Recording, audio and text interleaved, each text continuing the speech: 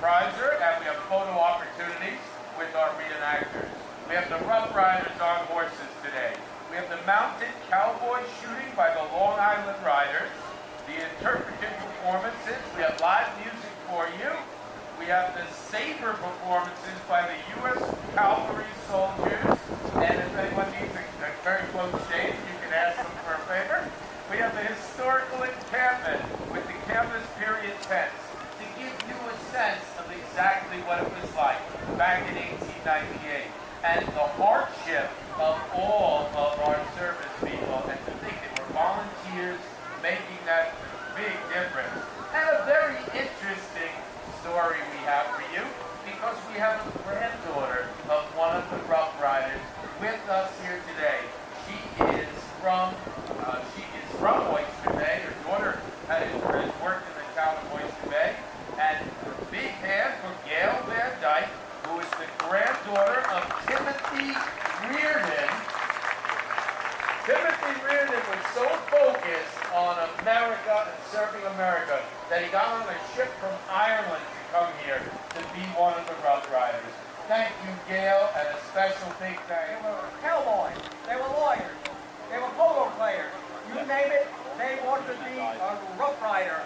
And the most important thing of all, they came from the north, came from the south, but we were Americans. We had the passion, just like everyone in this audience here. You have what's in you, the passion. Never, never, never give it up. And let's all salute the Rough Riders and America.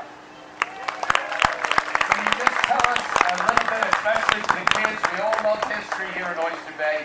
Can you tell us, General Wheeler, about the significance of the Battle of San Juan and why it was so important to winning the Spanish-American War? Yes, Battle of San Juan Hill. That was the fortification there that the Spanish had when they tried to take over Cuba. But it was the American force, particularly Theodore Roosevelt, yes, Colonel Roosevelt, who led the Rough Riders. And because of that victory, the United States of America truly became a world power. Before the Spanish-American War, we were an isolationist.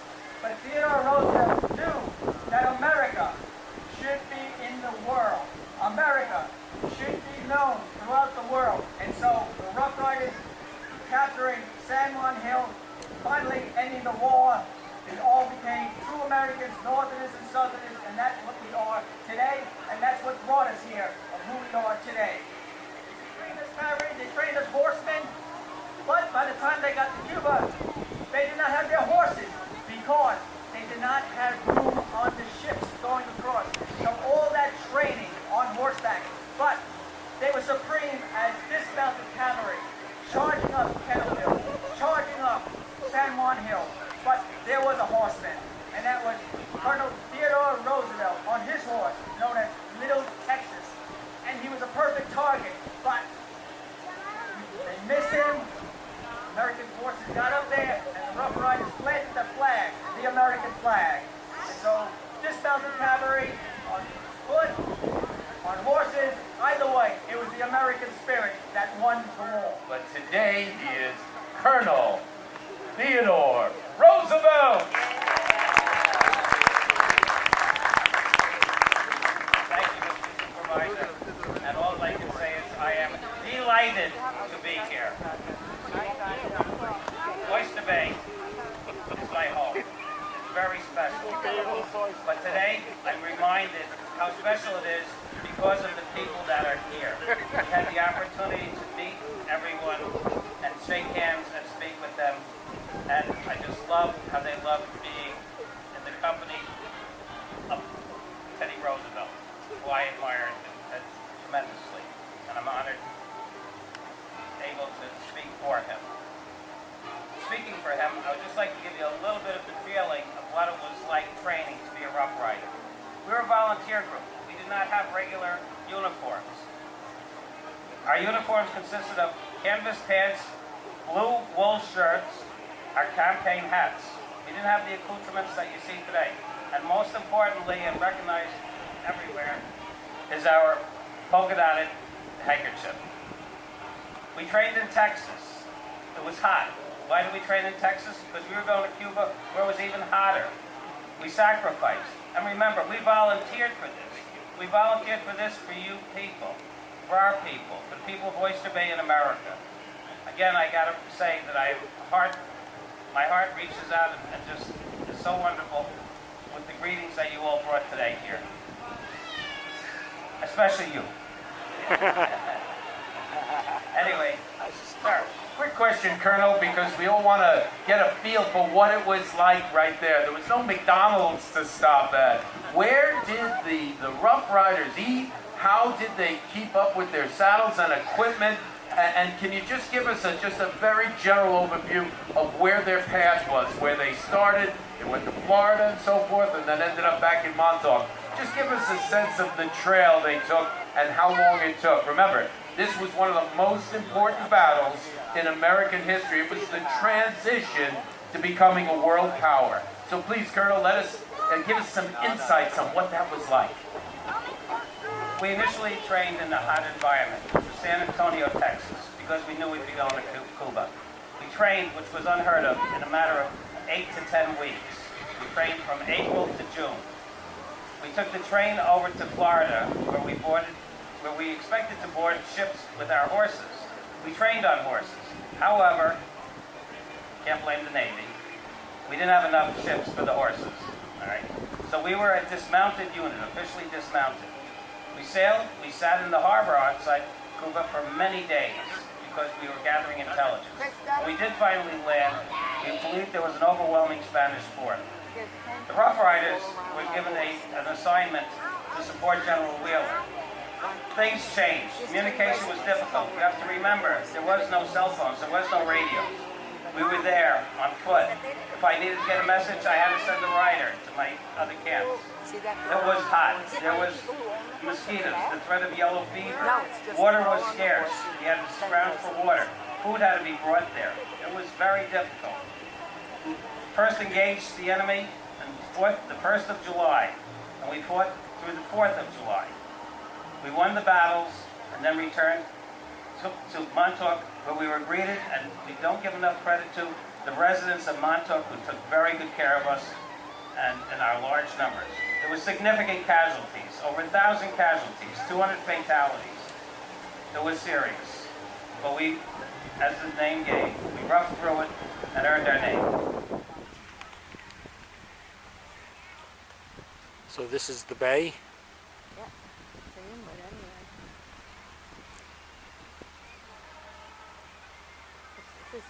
Yes, well, this is Oyster Bay, I guess, and then you go out further to the south.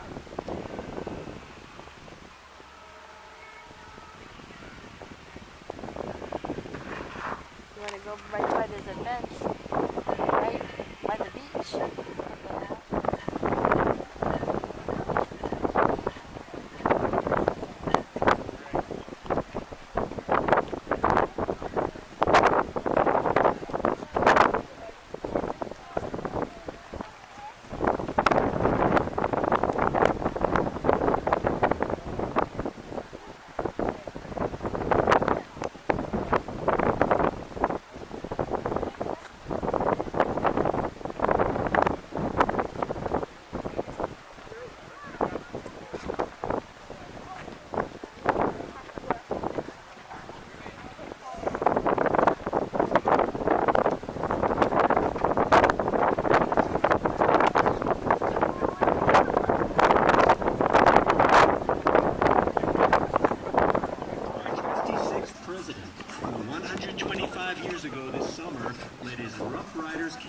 To victory in a decisive battle of the Spanish-American War.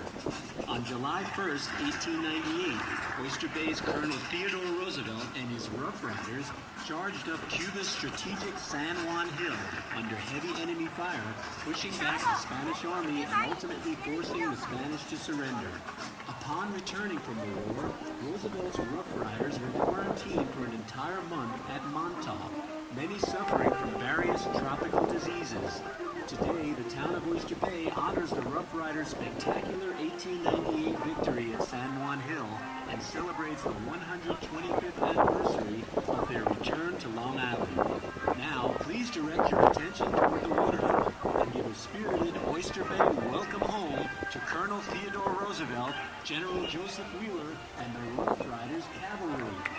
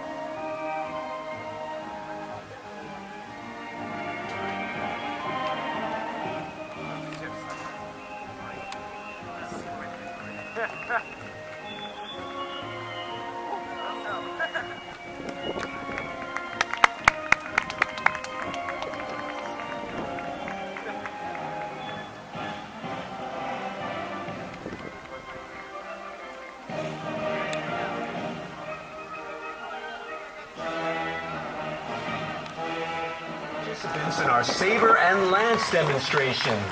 The Rough Riders now invite you to stop by their campsite on the North Field for questions and photographs. Please listen for announcements about other special events coming up during the day.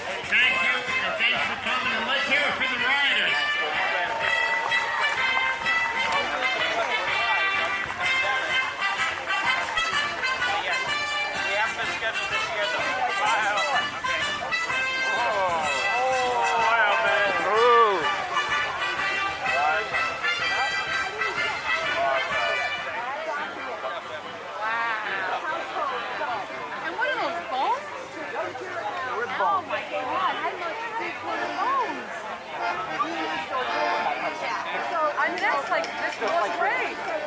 Really? Wow. That is so cool. Yep, my turns into a headache. Wow. Because, like, you look at a lot of the bicentennial, and great. you know, you see people with the big frilly white wigs and everything like that. Yeah, exactly. Oh Yeah. my God! Or mock caps. Mock caps are not. It's the bane of my existence. Why? Because you are not correct and survive. Like rattles. Yeah, come around the back.